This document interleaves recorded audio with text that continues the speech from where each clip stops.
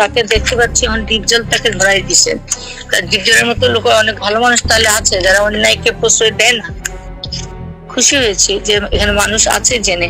এফডিসির প্রচুর লোক আছে এখানে জড়িত, এদেরকে অ্যারেস্ট করা হোক। 29 বছর ধরে একই কথাই বলে আসছে, আর সালমান বিষয়ে কোনো কথাই বলতে চাচ্ছি না। আমি 29 বছর পালাইনি, এখনো পালাবো না। ডনকে ধরিয়ে দেওয়ায় ডিপজলকে মন থেকে দোয়া জানিয়েছে চিত্রনায়ক সালমান শাহর মা। হলিউডের অমর নায়ক সালমান শাহর মামলার এজাহারভুক্ত আসামি এবং অভিনেতা ডন বিদেশে পালিয়ে যাওয়ার সময় বিমানবন্দরে গ্রেপ্তার হওয়ার স্বস্তি প্রকাশ করেছেন সালমান শাহর মা নীলা চৌধুরী।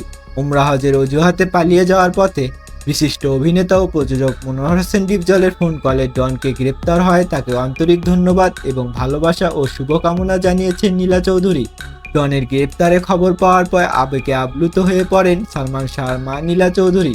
প্রতিক্রিয়া জানাতে তিনি বলেন, খবরটি শুনে আমি প্রথমে বিশ্বাস করতে পারিনি, ভেবেছিলাম হয়তো অন্য খবরগুলি। পরে জানতে পারলাম ডিপজলের তথ্য।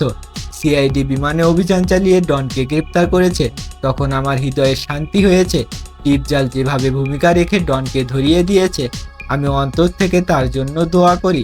নীলা চৌধুরী আরও উল্লেখ করেন, ডন উমরা পালনের নাম করে বিদেশে পাড়ি জমানোর যে ফন্দি এঁটেছিল তা সফল হলে সে আর কোনোদিনই দেশে ফিরত না এবং বিচার প্রক্রিয়া আবারও থমকে যেত।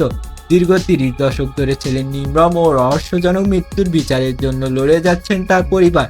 ডন গ্রেপ্তার হওয়ার মধ্যে সেই স্বস্তি ও দীর্ঘ রীতি ঘটেছে যা বলে মনে করছেন নীলা চৌধুরী। তিনি আরও বলেন, ডিপজলের এই সময় উপযোগী পদক্ষেপ দীর্ঘ 30 বছর পর আমার সন্তান হত্যার ন্যায় বিচার পাওয়ার আসল মুখ খুলে দিয়েছে। ডনের গ্রেপ্তারে সন্তোষ প্রকাশের পাশাপাশি বাকি আসামিদের গ্রেপ্তার করার আহ্বান জানিয়েছেন নীলা চৌধুরী। দ্রুত এই মামলার নিষ্পত্তি দেখতে চান সালমান শাহর মা নীলা চৌধুরী। ভিউয়ার্স, এই বিষয়ে আপনাদের মতামত জানিয়ে দিন অবশ্যই কমেন্ট বক্সে।